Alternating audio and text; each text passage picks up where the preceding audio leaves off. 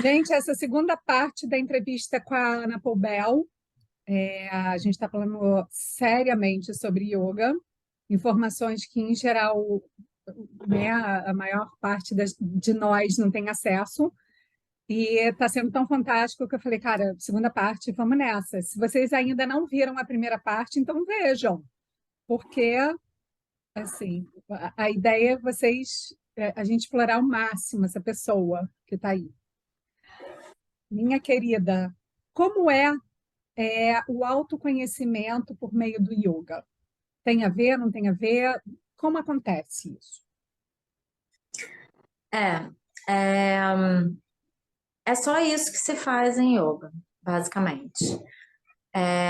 Yoga é um dos, eu falei, né, no outro bloco, é um dos 6 darshanas, né, das escolas de pensamento indiano. Que são os 6 darshanas? São 6 escolas diferentes, que são 6 pontos de vista diferentes sobre a realidade, né? Cada uma delas se especializa em uma coisa.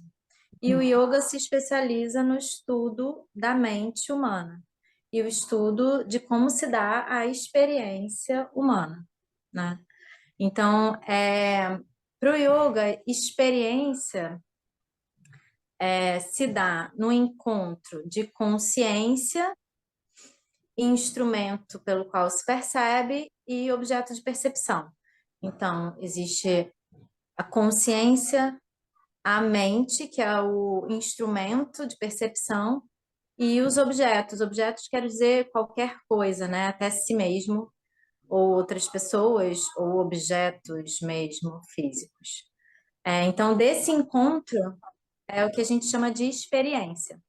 Então, toda a metodologia do yoga, isso falando de Yoga Darshana especificamente, né? A escola de pensamento central ali do yoga, que é representada pelos Yoga Sutras de Patanjali, que é até um texto cujo nome é conhecido, o conteúdo não tanto, visa justamente entender essa relação entre essas 3 camadas, a gente poderia dizer assim, né? Na verdade, que se resumem em duas, que a camada que nem, nem daria para chamar de camada, mas a gente não tem muitos bons nomes para falar de algo que é imaterial, né? Algo que é pura consciência e o universo material, tudo que constitui o universo material, incluindo a própria mente, os próprios pensamentos, o corpo e tudo que está à nossa volta, tudo isso é matéria dentro do entendimento do yoga, né? Então, basicamente, é sobre isso que se fala no texto e nas práticas. Então, através das experiências, quaisquer que sejam em yoga, se visa entender essa relação. E como a mente é o instrumento pelo qual a percepção se dá, tanto do mundo subjetivo quanto do mundo objetivo, é nela que se atua em especial. Então, a ideia central é quanto mais estável esse instrumento estiver, os textos falam de purificação da mente, né? Só que aí a gente não entende o que é purificação da mente e fica parecendo algo muito etéreo. O que que isso significa? Ela não está perturbada e ela tem energia suficiente para empregar no conhecimento de algo. Isso é uma mente purificada para yoga. Ela não está agitada demais e nem está entorpecida. Ok. Então, esse é um instrumento válido para autoconhecimento ou para conhecimento de qualquer coisa, seja um estudo de física, seja um estudo sobre a natureza humana, seja o estudo das relações, seja qualquer coisa, né? Então, é nesse instrumento que o yoga atua principalmente. Só que Ah, ele usa todos os tipos de ferramentas possíveis para chegar ali, né? Como a mente é algo sutil, é difícil simplesmente agarrar ela, como você até falou, né, no seu exemplo de prática de meditação. Muitas das vezes chegar direto numa técnica de controle mental diretamente, sem passar por uma experiência no corpo, por uma experiência da respiração, que são coisas mais grosseiras, então de mais fácil acesso. Uhum. Fica inviável para a maioria das pessoas. Uhum. Então, tem uma gradação do mais denso ao mais sutil para chegar na possibilidade de preparar de fato a mente para um trabalho meditativo, né? Isso é uma coisa que Krishnamacharya colocava muita ênfase. Ele dizia, não é meditar para mudar a mente, é mudar a mente para poder meditar. Então, meditação, e se a gente pega no próprio Yoga Sutra, esse texto que eu citei, Uhum. ele tem 4 capítulos. O segundo capítulo chama Sadhana, que é a prática, né? Ele dá lá uma série de um passo a passo lá da prática. O terceiro capítulo chama Vibhuti, que já quer dizer frutos. A prática meditativa, a meditação está no terceiro capítulo, já é um fruto das coisas que se faz. Então, não são meditação não é algo que de fato se faz. Ah, eu vou meditar, como se fosse uma coisa que dá para simplesmente pegar e fazer. É um fruto de uma preparação. E aí a Uau! E gente vai como é que não preparado, e aí não consegue, e aí fica triste, e aí diz que não é para mim, e aí nunca mais faz, e aí pronto. de outra perspectiva totalmente, né, diferente que a gente, como eu fiz, né? Vou sentar em zazen e tal. Quais são, como é que se dão essas práticas? A gente, eu não sei se eu estou errada aqui em dizer. Por exemplo, os mais conhecidos são as posições, que são os asanas. Aí tem as respirações. Quais são as outras práticas que fazem esse capítulo 1 que você falou estar completo? O que é que a gente precisa fazer? Qual a prática aí? Quais são os elementos? Uhum. Então, esse é no capítulo 2, né? Tem uma coisa engraçada a respeito de vários textos, assim, de escolas de pensamento indianas, que eles começam por uma coisa mais direta para aquelas pessoas e mentes que já estão estáveis o suficiente para ouvir o caminho direto e ir, não precisar de passo a passo.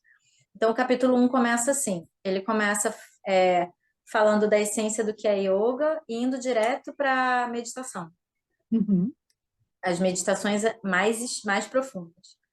E aí no 2 ele fala, mas se você não tem essa mente estável desse jeito, a gente vai aqui de pequenos passos, né? Então ele meio que inverte o que seria a lógica, né? Basicamente também para não, imagino, para não ficar gastando tempo de quem já chegou estável ali, já vai direto, pronto, não precisa ouvir toda aquelas aulas iniciais, né? Mas, enfim, esse capítulo 2, quer dizer, no texto como um todo, ele apresenta três, a gente pode dividir assim em três metodologias, né? Samadhi Yoga, Kriya Yoga e Ashtanga Yoga. Uhum. Esse Ashtanga Yoga não é o Ashtanga Yoga que a gente ouve falar, né? Conhece. Que é Tá. Ashtanga Vinyasa Yoga e que só tem um nome semelhante, enfim, não é disso que ele está falando. E Kriya Yoga também tem uma escola que usa esse nome, mas para uma outra coisa que não é o que Patanjali está falando. Nomes são essa questão, né? Tem várias Joanas no mundo, né? Então tem que especificar um pouco mais. Mas ele apresenta essas três metodologias, né? Samadhi Yoga, que ele apresenta nesse primeiro capítulo, como o nome já diz, Samadhi, é a metodologia do Samadhi. Você aplica a habilidade de Samadhi, que é a meditação profunda, né? Uma estabilidade grande da mente e uma concentração profunda é possível para descobrir o que você quer descobrir, seja do mundo objetivo, seja do mundo subjetivo, seja do mundo espiritual, né? Mas Aham. aí já é uma grande habilidade já desenvolvida previamente por alguma razão. Uhum. No segundo capítulo, ele apresenta outras duas metodologias. O Kriya Yoga, Kriya quer dizer ação, né? O yoga da ação, que basicamente a gente pode chamar que é o yoga da purificação da ação no mundo. O que que isso significa, né? É justamente a parte yoga informal, né? A prática informal, né? Que é uma observação, uma análise, uma observação da nutrição dos sentidos, né? E Da dos sentidos, limpeza.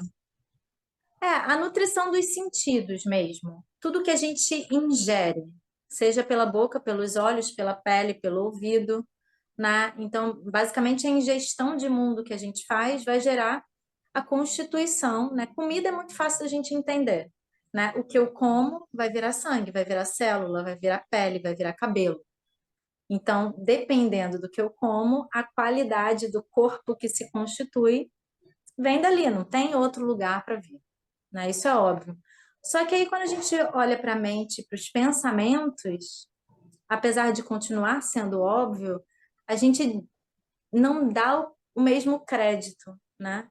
O que eu leio, o que eu vejo, o que eu escuto, as interações que eu tenho, o meio, as relações, o tipo de relação, está nutrindo os meus sentidos, que está nutrindo a minha mente. E os meus pensamentos vão ser formados daquilo ali. Eles não vêm do nada. Nada que está ali permeando o meu corpo e a minha mente vem do nada. Eu comi aquelas coisas e transformei aquilo em corpo e em mente. Uhum. E aí, no Ayurveda se fala muito disso, né? E tem até um médico ayurvédico no Brasil famoso, né? Que ele também, eu acho que como eu, ele lança verdades na cara, às vezes sem filtro um pouco. E, Ela é ariana, gente, é bem assim. é, e ele diz, é como assim, você vem aqui me pedir um tratamento para uma questão de saúde. E aí eu pergunto, o que você come todos os dias? E aí você está ingerindo veneno, né? E está me pedindo um remédio para curar a doença. Eu digo, primeiro tem que tirar o veneno. Se você seguir bebendo veneno todos os dias, mesmo que a gente possa dar uma balanceadinha com o remédio antiveneno, não vai resolver. São coisas que são lógicas, mas por alguma razão a gente gosta de acreditar que existem coisas muito milagrosas e que comigo, ou que comigo vai ser diferente, sabe? Essas coisas que por Aham. alguma razão estão impregnadas assim na nossa crença, né? E aí o yoga, o Ayurveda e outras metodologias dizem não é milagroso. É trabalhoso, milagroso não, trabalhoso sim, né? Nesse sentido. Então, assim, é basicamente entender que o que eu como com os meus sentidos vai produzir meu corpo, minha vitalidade e a minha mente, os meus pensamentos. Então, olhe para o que come, escolha, né? Tenha critério. Basicamente, uma das coisas é isso, né? Isso dentro de Kriya Yoga, dessa metodologia, a gente chama isso de Ahara Niyama. Ok. E aí, dentro disso, tem também estilo de vida ou contrapontos adequados, né? Tem coisas que a gente consegue escolher, tem coisas que não. Tem certas rotinas de trabalho impostas socialmente que eu não tenho realmente um grande manejo sobre. São 8 horas por dia sentado com a bunda na cadeira na frente do computador 5 dias por semana. Isso está estabelecido ali e eu preciso daquilo. Beleza. Ninguém está falando aqui, joga para o alto e morra de fome. Não. Mas observe que isso é uma realidade e aí o estilo de vida precisa ter contrapontos adequados a esta realidade, né? Coisas óbvias do tipo, tenho problema na coluna e trabalho nessas condições, 8 horas por dia numa cadeira, precisa de exercício para contrapor aquelas horas sentadas. Não adianta chegar em casa e ficar as outras 4 horas sentado também, por exemplo, né? Coisas muito óbvias, né? Vamos combinar que quando a gente começa a expressar o que o yoga está propondo, você fala assim, gente, é até bobo de tão óbvio, né? Uhum. A gente Uhum. chama isso de vihara niyama, né? Contrapontos adequados, ou contraponto, ou, na medida do possível, evitar criar os obstáculos, né? Quando eu tenho opção, né, de evitar criar o problema, beleza. Se eu não tenho opção, contrapontos. Ok. Então, até esse exemplo do escritório, né? Várias pessoas que chegam e falam dessa questão de trabalhar sentados, de ter dor na coluna, qualquer coisa, e isso é um impeditivo, até para coisas mais elevadas, né? A gente está falando do físico, mas assim, eu quero meditar. E aí a pessoa senta e vai ficar por 20 minutos todos os dias ali, que seja, e só consegue se concentrar na dor nas costas. É um tipo de concentração? É. Vai ser o tipo de concentração que vai trazer maiores capacidade de tocar em algo mais sutil e mais interessante? Não. Não. Vai Não, conhecer profundamente a dor nas costas. E é aham, isso. O limite é o limite do objeto de concentração, né? com Então, aí certeza. eu pergunto, no seu trabalho, você tem um departamento, né, que alguns lugares têm, departamento de ergonomia. Ah, não tem. Você pode levar alguma coisa para apoiar o pé, que seja, né? Aí, se não quero pensar nisso, eu quero resolver isso numa aula de asana 2 vezes por semana, porque o professor vai fazer milagre e às 8 horas por dia, 5 vezes por semana, eu vou seguir fazendo igual. Faz a conta. Tipo, o povo Não tá dá querendo conta. milagre, entendeu? Não dá Não conta. tem, não tem milagre. Não tem. Ou vai gastar rios de dinheiro toda semana consertando no osteopata e estragando o resto da semana inteira. Conserta e estraga, conserta. E isso vai ter um custo, fora o custo do dinheiro para manter aquilo ali depois. Não... Enfim, lógica, pura lógica. Vihara Niyama. E depois a gente pode pensar em isso, hábitos mentais adequados, manter uma boa companhia. Os textos falam, né? Uma das coisas importantes é manter boas companhias. Aí a gente olha isso e acha que é uma questão moral e tal. Enfim, é de novo questão de nutrição. Eu estou nutrindo quem eu sou pelo meio, pelas coisas que eu ingiro. Em certa medida, a gente pode fazer opções? Sim. Em outras, a gente não pode. Não pode. Mas pode sempre. Quem é a maior companhia que a gente tem? A própria mente. Não dá para guardar ela na caixinha, infelizmente. Às vezes dá vontade. Você está fadado a Mas viver sem com você mesmo. ela, você está fadada a ficar com ela. Então, assim, uma boa companhia mental, que é, de novo, nutrida pelas coisas que vieram antes, né? Uhum, É nutrida por leitura, é nutrida por música, é nutrida por arte, é nutrida por relações, é nutrida por comida física. uhum. É isso. E dá Isso para se aí, a gente... afastar, assim, você de repente sentir que, exatamente, as companhias, né? Ah, tem algumas que não são muito legais e de repente você meio que se afasta disso para você não se contaminar de alguma forma mais sutil, espiritualmente, eu não sei. Vale a pena, de repente, fazer essa. Eu estou dizendo isso porque muita gente, inclusive, existe esse debate hoje em dia, depois da polarização política, né? Que até a sua família se tornou insuportável para você. Vou me afastar dos meus familiares, não vou na ceia de Natal. É, vale a pena fazer isso para você não se contaminar tanto com influências de pessoas que estão, não sei, trazendo para você algum tipo de angústia?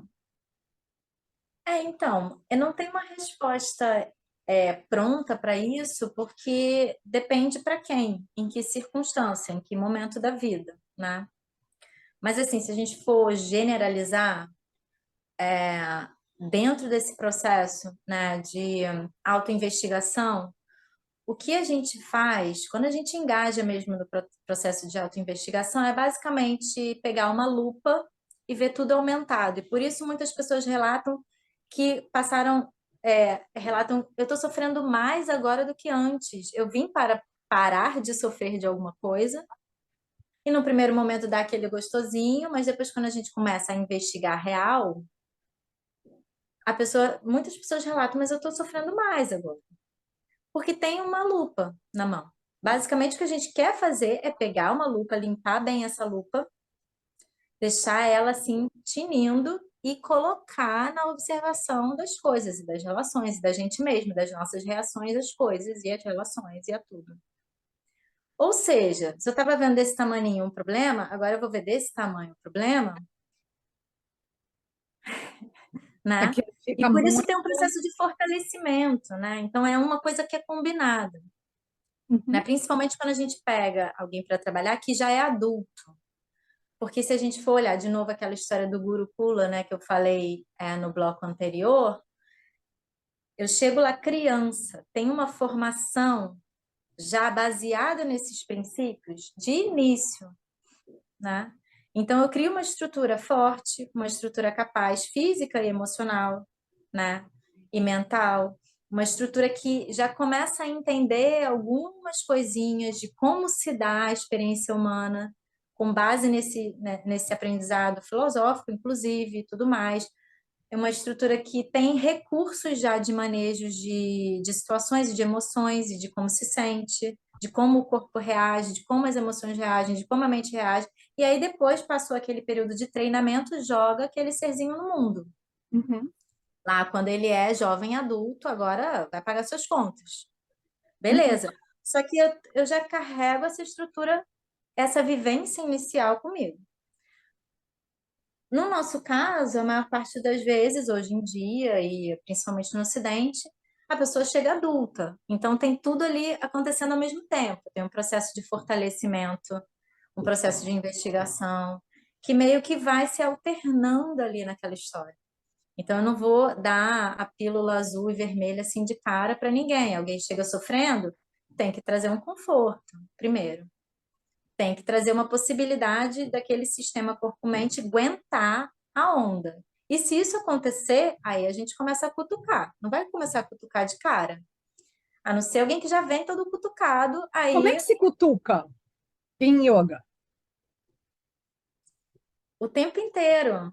Se é numa prática formal, é sugerindo investigações ali dentro, com ritmo de respiração, com técnicas específicas. A gente não para pensar nisso, mas pensa só. O yoga está lá dizendo assim, falando só de técnica, assim, técnica que todo mundo conhece. Mexer o corpo, respirar. Beleza. Aí colocam você numa situação de Matsyendrasana, ou seja, uma torção sentada que você está espremendo tudo, basicamente, as vísceras, as costelas, o pulmão, tá tudo torcido. E aí, ainda vem e fala para você, respira longa e suavemente, que é a regra de respiração em yoga, a maior parte do tempo. A não ser quando a gente quer fazer algo diferente, mas por regra, respiração longa e profunda. Mas eu tô todo contorcido, não tem espaço nem para costela se mexer. Uhum, Se resolve aí. Não, tem técnica para se resolver aí, sim. Mas você se coloca numa situação de restrição, em que como que a mente reage a uma situação de restrição, como o corpo reage a uma situação de restrição, se ele vai no automático. Numa situação de restrição, a respiração acelera, fica errática e a mente fica agitada, incomodada, reativa. Só que eu me coloquei voluntariamente naquela situação justamente para treinar sair do automático da situação de restrição. eu ia te perguntar agora se, porque assim, é tanto aprendizado, né, que você, né, está trazendo aí, enfim, é uma coisa profundíssima que muda a gente. É, precisa de algum tipo de doutrina, precisa de algum tipo de, em algum momento, parar com a prática física, e de repente ouvir o teu instrutor, assim, ideias sobre yoga, aforismos, isso é necessário para que você progrida? De novo, não dá para dizer sim para todos em todas as circunstâncias, não necessariamente. Pensando em doutrina, né, no sentido original da palavra, né, conjunto de princípios. Isso. Chega um momento, para muitas pessoas, e dependendo muito do tipo de mente, porque o que acontece? A gente tem que voltar um pouquinho. Para que isso não seja necessário, né, entender sobre o que se está tratando ali, é preciso que aquele aluno tenha um professor que entenda muito bem ele, que eles tenham uma relação de muita confiança, confiança total, que o professor entenda os princípios, saiba perfeitamente aplicá-los àquela pessoa, seja uma pessoa completamente ética e que aquele aluno tenha 100% de fé naquele professor. Que o professor fala, faça isso, aquilo, aquilo outro, desse jeito, daquele outro, e a pessoa mergulha naquilo e faz, e obtém o resultado, mesmo sem saber por que que o professor mandou fazer daquele jeito. Agora a gente se pergunta, hoje, 2022 ainda, existem muitas dessas pessoas na face da Terra que Isso que eu ia te curtem a perguntar. autoridade, que curtem a autoridade, levam fé 100% numa autoridade, encontram essa autoridade que está tudo nos trinques e seguem ela perfeitamente. A gente vive uma época que tem, tem isso, tem, mas é muito menos. Se a gente for olhar na história de qualquer outra coisa, das religiões, por exemplo, existiu lá uma época que ninguém entendia nada de não sei o quê e alguém falava, faça assim, assim. O bom é isso aqui, o mal é isso aqui. Faça isso e você será um bom cristão. E as pessoas acreditavam, faziam e eram lá, sei lá, bons cristãos. Até que alguém começou a perguntar por quê? Começou a perguntar por quê? Tem que entender por quê. Mas aí Você eu não vou, pergunta por quê e não estuda, entendeu?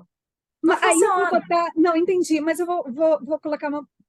Vou lançar uma provocação aqui, que é o seguinte. Ao mesmo tempo, você por isso que eu te chamei, é uma pessoa assim única, quer dizer, que é muito difícil, eu acho, encontrar enquanto uma instrutora, que não é só isso, né? Muito mais. E que muitas pessoas estão se formando no yoga com muito menos profundidade do que você. Então, talvez isso não dê uma sensação de desconfiança até para os leigos. Isso é uma coisa que eu penso. Mas é bom não ter essa desconfiança inicial. Até que Ok. tenha sido testado e comprovado que vale a pena, por que que eu vou gastar minha energia, meu tempo naquilo Aí a ali? segunda coisa é Entendeu? para corroborar com você, porque, por exemplo, eu sou uma pessoa muito de análise, tá? Fiz análise muitos anos ao longo da minha vida.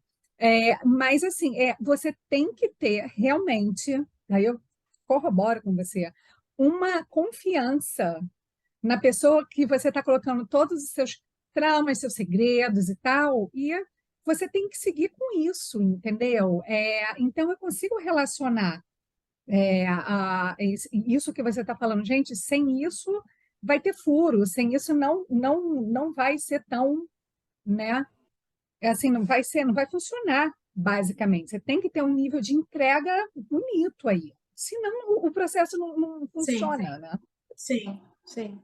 E é isso, assim, como somos poucos no mundo atualmente, não sei se sempre fomos e era tolhido, ou se somos mais agora os questionadores, aqueles que não simplesmente aceitam, é uma autoridade está falando, sim, engoli, vou acreditar, e aí vou, e pronto, vou, sem nem perguntar. E não porque eu sou burro, porque eu de fato confio, né? Uhum. Quando a gente começa a perguntar, mas por quê? Mas como? Mas será? Aí a gente tem que se responsabilizar pelo processo. Esse processo de não se responsabilizar porque alguém está me guiando, como quando eu era criança, entendeu? Minha mãe dizia, faça assim, assim, assim, e faz, porque é minha mãe, ela só quer o meu bem, eu sei, eu tenho certeza disso. Mesmo que às vezes os métodos sejam esquisitos, e hoje eu olho e falo assim, nossa, aí hoje eu vou questionar, ela vai falar, faça não sei o que, eu falo, não, quer dizer, hoje, Calma. né? Virou pré-adolescente, já está lá questionando. Uma vez que se tornou pré-adolescente do seu percurso de autoconhecimento, começou a questionar, precisa ter ali uma responsabilidade de pegar parte do processo, que seja, não é largar, porque aí também a gente vai para o outro oposto. Eu sou o meu próprio guru. Não, gente. Sim. Nos textos, tem isso nos textos? Tem. A mente é o próprio professor. Mas que mente que esse texto está falando que é o próprio professor? A mente já estabilizada, completamente sem interferência e deturpação. Aí você pode ser, mas assim, Essa mente é o nós professor. estamos vagando pelo mundo, Eu assim, estou não aqui dá, né? completamente perturbada e decido que sou o meu próprio professor, porque eu não tenho confiança em nada, em ninguém, não encontrei alguém ainda em quem confiar. Segue estudando, segue estudando, segue estudando. Uma hora vai encontrar alguém que que faça sentido, ou através do próprio estudo, o estudo é o professor de alguma maneira, enfim. Mas uma vez que começa a perguntar, questionar, o que é muitíssimo importante, principalmente hoje em dia, né? Que a gente já tem esse ímpeto, já é criada numa cultura que não aceita autoridade, e por motivos de experiências passadas ruins, presentes, inclusive, péssimas, né, em relação à autoridade, por que que a gente vai jogar assim 100% do meu euzinho aos pés de qualquer... Não. Então, é uma guarda compartilhada do processo ali, né? Que Assim, é o melhor que seja, na verdade. É. como é que você... Ai, gente, o tempo está começando a acabar de novo. Se precisar de um terceiro bloco, a gente grava. Não, a Mas, gente só precisa de 10 anos dessa conversa, assim, vários blocos de meia pois é, hora, para você para dar um ponto. vocês verem que quando eu for falar sobre yoga, eu falei assim, cara, não vai ser bolinho. A gente quer um negócio...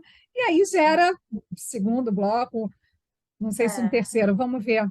É, como é que você recebe um aluno novo e introduz ele no yoga? Você particularmente, a Ana Pubel.